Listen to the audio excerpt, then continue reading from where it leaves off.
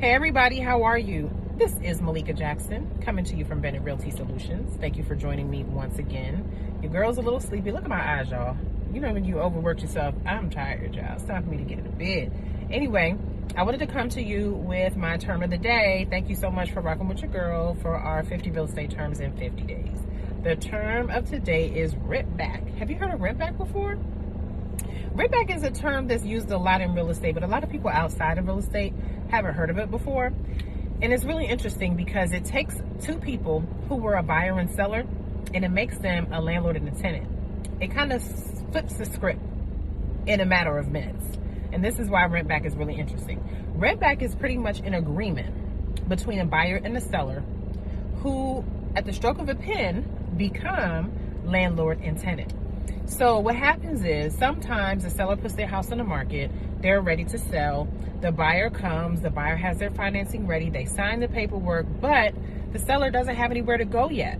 Either, the seller may be building a home and it's not ready, or they haven't found what they call their HOC, their home of choice. They haven't found their HOC yet. Or maybe they're going into a senior center and it's not ready, or whatever the reason is, the seller can't vacate the property yet. They don't have anywhere to go. So they'll request a rent back. And a lot of times in the MLS listing, you may see this term rent back. So if you see it, you know what it means. It may say seller may need rent back, or it'll say seller may request or seller may require rent back. So this is what really happens.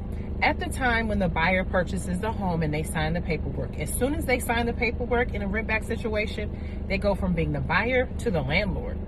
The seller goes from being the seller to the tenant.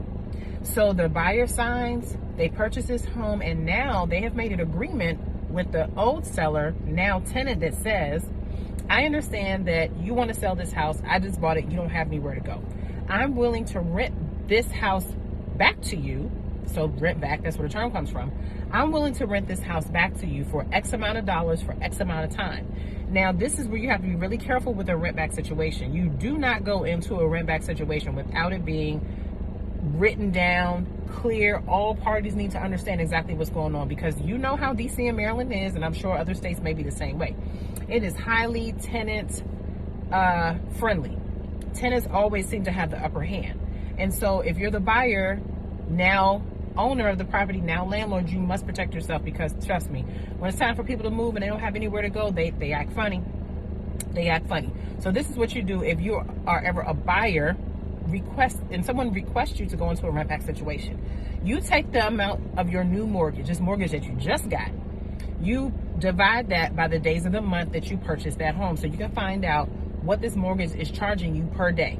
Then you find out from the seller how long they need to rent back. So they may say, well, give me 30 more days to find a place, or my new home is almost done. We're doing a new construction walkthrough in 2 weeks. I only need 2 weeks.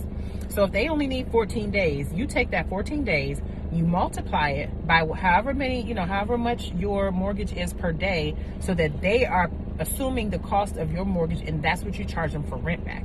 So you want to do a separate addendum. The buyer's agent and the seller's agent can work together to get this rent back addendum done that says, on this day we go to closing, and at the time of closing, the seller, now tenant, is going to start paying X amount of dollars for X amount of days, or they'll give you a rent back fee up front and they'll pay you the whole whatever it is up front, the 2 weeks or the month, because remember, they just sold a house, so they just got a big check. So my recommendation would be, if you're a buyer and you are requested to go into a rent back situation with the seller, get your money up front. Get whatever agreement you all made up front. Get that money when you go to closing. Have that included in your closing so that you have your money and you're secure up front. Now, this is the thing. You have to be very, very strict on your rent back. When that rent back day comes and the seller is supposed to vacate, they got to go. Because if you keep allowing them to have this rolling situation with you, they're going to take you for bad. Unfortunately, it happens. So if you have a rent back situation, 1, get it in writing. 2, get your money up front. And 3, put your foot down when they're supposed to vacate. Okay, so that's rent back. It's an agreement between a buyer and a seller to continue to rent back the property to the seller when the seller does not have anywhere to go. Now, if you're requested to do a rent back and you need to move into your place, then just say no. You don't have to do a rent back. Sometimes the buyer needs to move in when they buy the house, and they can't do a rent back. They've already put in a 30-day notice. They need a place to stay. They just bought the house, they need to move in. So if that's the case, you don't have to agree to a rent back. But sometimes if you really want this house and you're not in a situation where you have to move and the seller just needs a couple more days or a couple more weeks and you don't mind and you're going to get paid, they'll be paying your mortgage for the first 2 weeks or month or whatever, hey, a rent back might not be that bad. So it's something to consider. All right, so that's it, y'all. This is day 37, I think, of our top 50 real estate terms in 50 days. Thank you for joining me once again.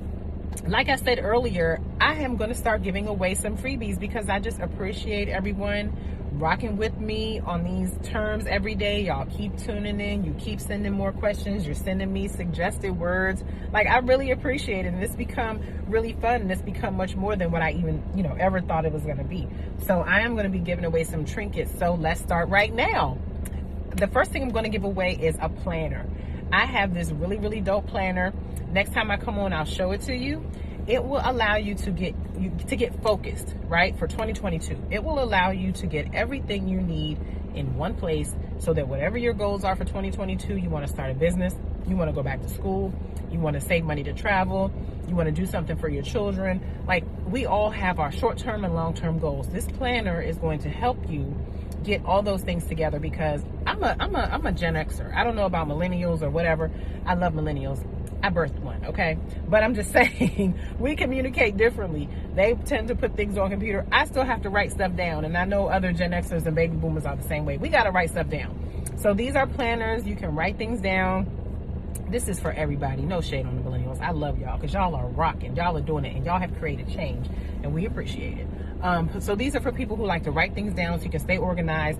All you have to do is DM me your name and your email address and your phone number, and we'll send you the planner for free just as a thank you from the Jackson team for rocking with us every day with these top real estate terms in 50 days. I really appreciate it.